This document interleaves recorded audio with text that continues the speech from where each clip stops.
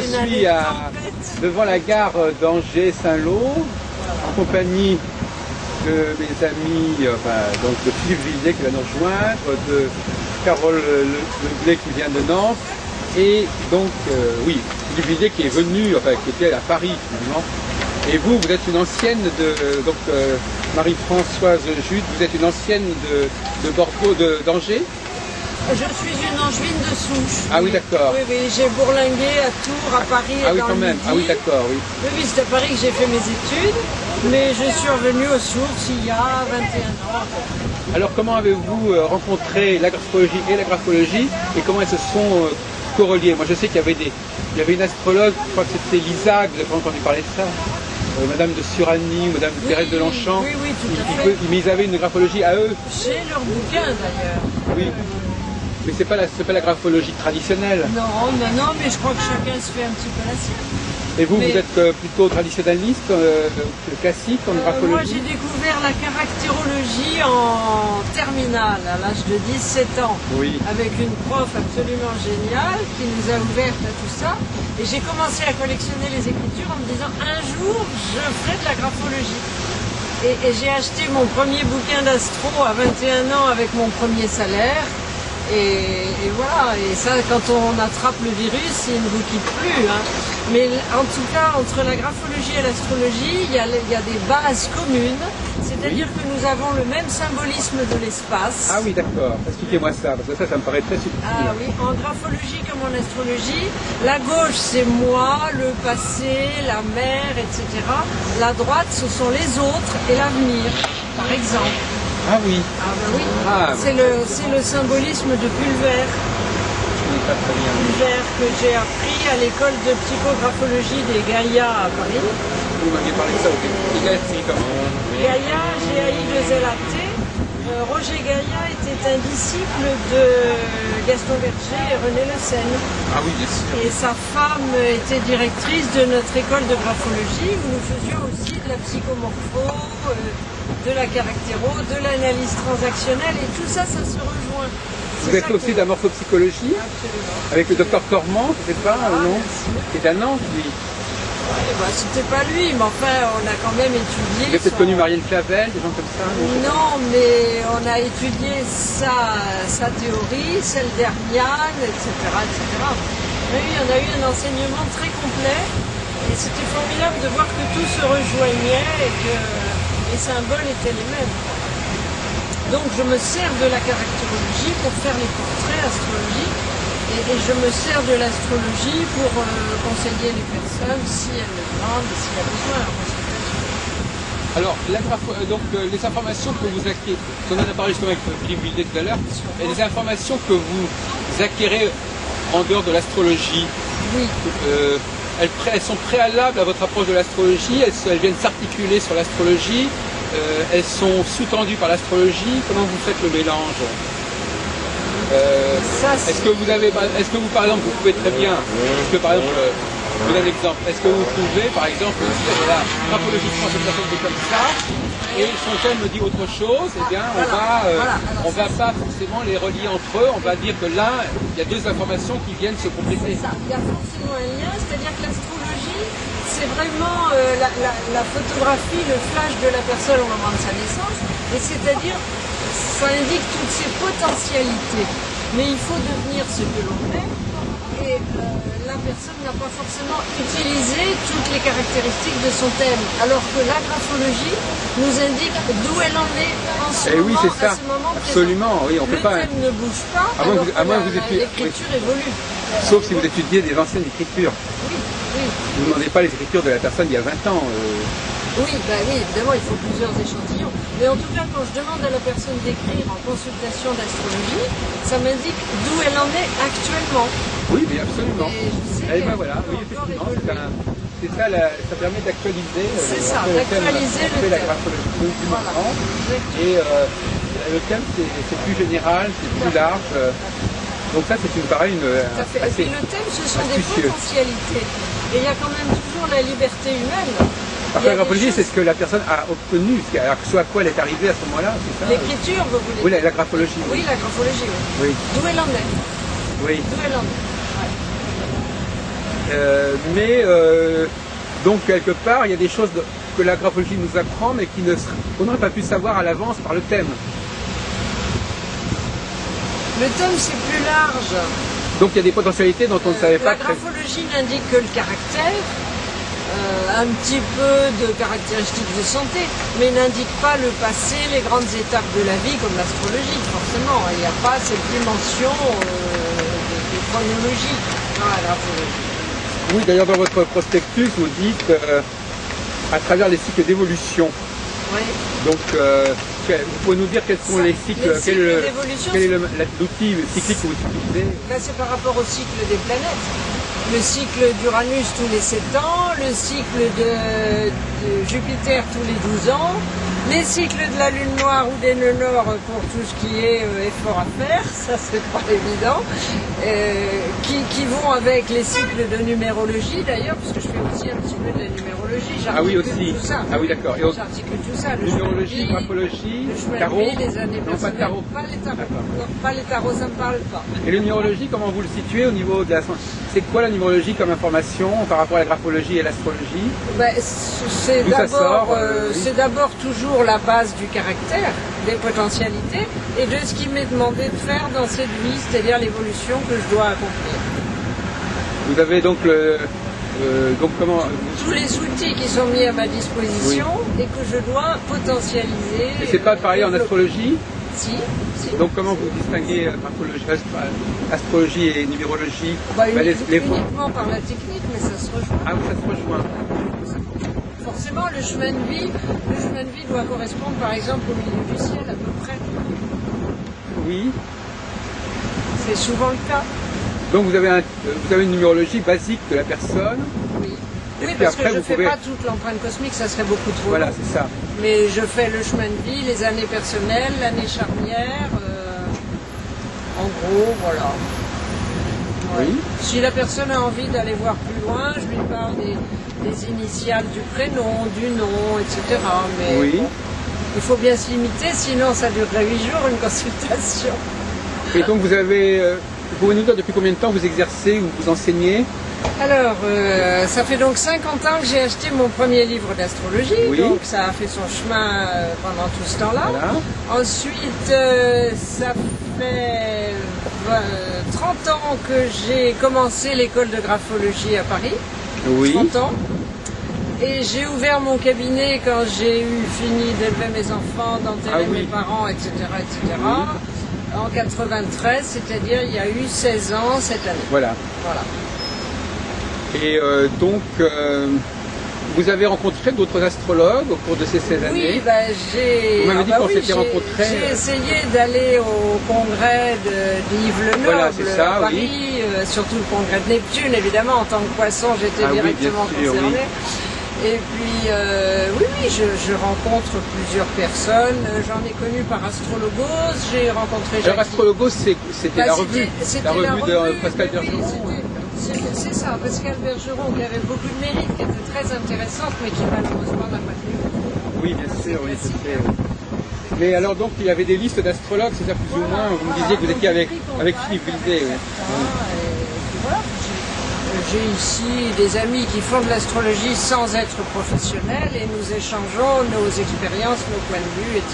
Ça, ce qui est merveilleux avec l'astro, c'est qu'on n'a jamais fini d'apprendre. Et vous n'êtes plus à l'AFDAR, c'est ça? Non, je l'ai quitté l'année dernière avec beaucoup de regrets, beaucoup de chagrin. Expliquez-nous pourquoi. Parce que Alain Chivray, avec qui je m'entendais très bien, pour qui j'ai beaucoup d'estime, et paraît-il réciproquement, s'est mis à rejeter l'aspect prévisionnel de l'astrologie. Oui. Et il y a eu un échange d'articles assez virulents sur le forum de Didier Gestelin, avec André Barbeau, dans la lettre de la Fédération des astrologues. Oui. Et il a insulté André Barbeau, et moi, André Barbeau, c'est mon maître, c'est vraiment quelqu'un qui m'a beaucoup appris. J'ai dit non, c'est plus possible, je lâche, quoi. C'est dommage, ça m'a fait vraiment de la peine. Mais est-ce que vous comprenez leur démarche Oui, bien sûr, ils veulent être crédibles par les scientifiques, instituer un diplôme, c'était très bien au départ, moi j'étais partante. mais on peut pas enlever cet aspect prévisionnel et non pas prédictionnel.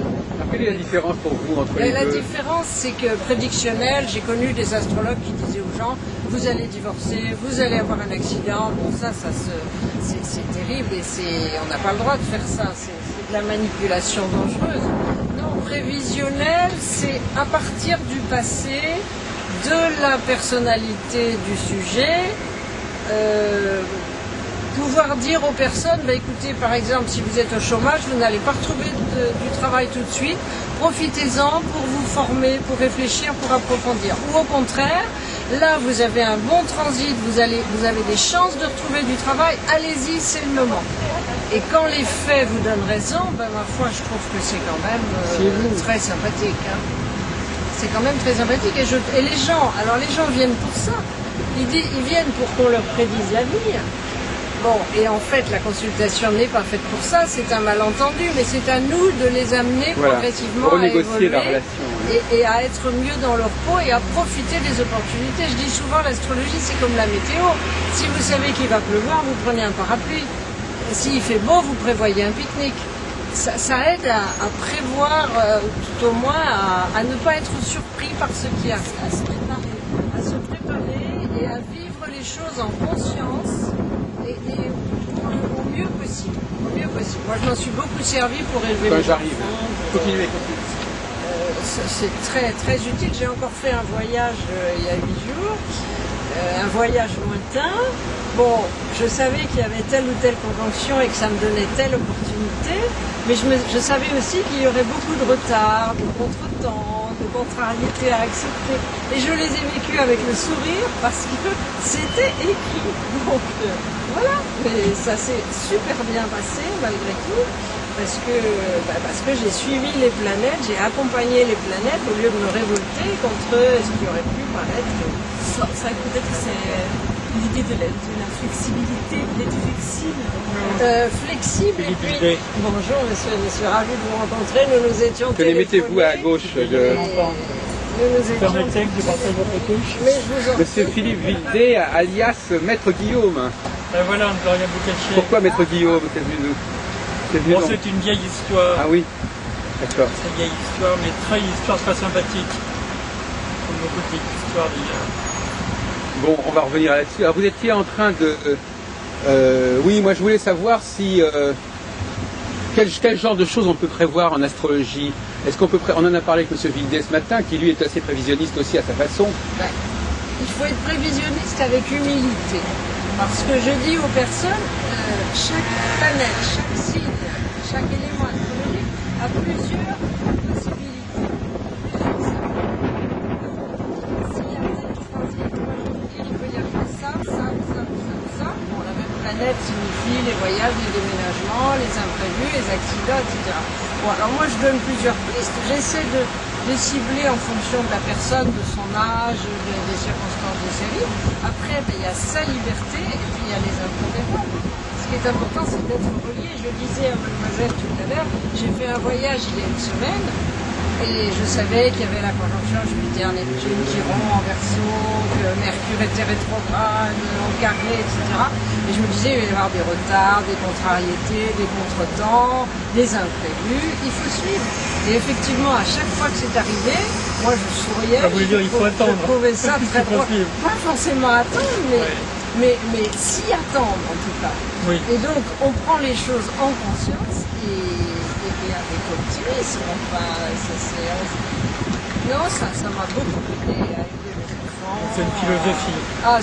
C'est une philosophie, ça nous relie à au cosmos, à une certaine harmonie. On ne comprend pas toujours ce qui arrive, mais on se rend compte que rien n'arrive par hasard et qu'il y a toujours quelque chose à en tirer. Donc moi, ça m'apporte beaucoup de paix, beaucoup de... Vous êtes attiré par le karmique, Marie-Françoise Jude? Je m'y intéresse. Ça, c'est aussi une marotte de J'ai les livres évidemment de Dorothée, l'ineffable Dorothée. Cochin Lisbonne. J'ai d'autres aussi. C'est intéressant, on se dit pourquoi pas, même si on n'a pas beaucoup d'éléments qui permettent vous intéressez, de vérifier. je ne vous ai pas demandé, vous tenez compte de l'axe des nœuds lunaires Assez peu. Ah oui. C'est vrai? Assez peu. C'est la grande coqueluche, ça. J'ai plutôt la version, si vous voulez, thérapie qu'astrologie, en fait. Beaucoup plus thérapeute qu'astrologue. Mais de toute façon, l'astrologie est une thérapie. Même en graphologie, moi je donne des conseils aux petits jeunes quand ils ont une signature qui se barre, par exemple. Je les incite à changer leur signature pour être mieux dans leur cours. Ah oui, changer la signature, oui. Oui, ce que disait madame, c'est que la graphologie permet de savoir où on est la personne à ce moment-là. Voilà. Mais c'est aussi intéressant dans l'autre sens, c'est-à-dire qu'elle peut changer son écriture, là, quelque part, elle retrace. C'est comme changer son régime alimentaire, c'est une façon de réorganiser l'ensemble à partir de... Si on fait tout ça, c'est pour comprendre la vie, pour comprendre un peu ce qui nous arrive, mais c'est aussi pour aider les gens. Vous connaissez Sophie Roy qui fait ça Sophie Roy non, je connais Fanchon, Fradaleroy. Vous parlez de qui? Sophie Roy, une amie qui est... Ah oui, il y a aussi Chermé. Il y a Chermé là. Oui, il y a Sylvie Chermé. Chermé Carrois, je l'ai rencontré à Paris. Et Françoise Collin aussi, je crois. Ah ben Françoise Collin, je l'ai consultée sur mon thème. Ah oui? Poisson. Elle a fait un bouquin chez... C'est elle qui a écrit le bouquin sur les poissons. Elle me l'a dédicacé. J'en ai rencontré plusieurs. Ah oui, non, je suis poisson. Non, mais j'avais compris. Poisson ascendant Vierge avec du Verseau et du Bélier. Bah, tant pis pour vous. Et alors, donc, vous avez une dent contre l'astrologie, l'astrologie, disons, l'horoscopique. Oh, j'ai pas une dent. Non, j'ai pas une dent, mais c'est autre chose. C'est autre chose. Parce que justement, on parlait tout à l'heure dans le taxi, dans la voiture tout à l'heure, on disait. Il y a une astrologie de l'individu par le thème natal, mais il y a aussi l'astrologie qui permet de dire voilà cette personne-là est bélier, taureau, et qui permet quand même d'avoir des repères généraux sans rentrer dans le cadre du thème personnel. Tout à fait, les béliers ils avaient le carré de Jupiter l'année dernière, vraiment, c'est bien, c'est sûr. Oui, il y a des éléments qui sont vrais. C'est vrai, il y en a qui sont bien. Uranus s'est passé en Verseau, le côté du poisson, en 95, du lion. J'ai prévenu tous les lions qu'il fallait qu'ils fassent prudent en affaires. Il y a un qui m'a dit Philippe, t'es un sale connard. Bon, j'ai acheté mon château, tu vois, j'ai pas suivi tes conseils. Et puis après, il a découvert que le château est complètement pourri. Il a perdu je sais pas combien d'argent avec ça. J'ai dit, écoute mon ami, moi je sais pas donner d'or, je te donne un conseil. Ils ont eu Uranus opposé à eux à partir de 84, mais ils ont eu Neptune aussi à partir de 98. Eh ben non, parce que ça les... ça les oblige. En plus, je n'ai même pas fait payer pour dire ça. C'est pour ça qu'il n'est pas content. Elle trouve que c'est une bonne chose qu'il passe par ces épreuves. Et de toute façon, c'est utile parce que le lion, il peut être très généreux ou très égocentrique. Oui, il est mort.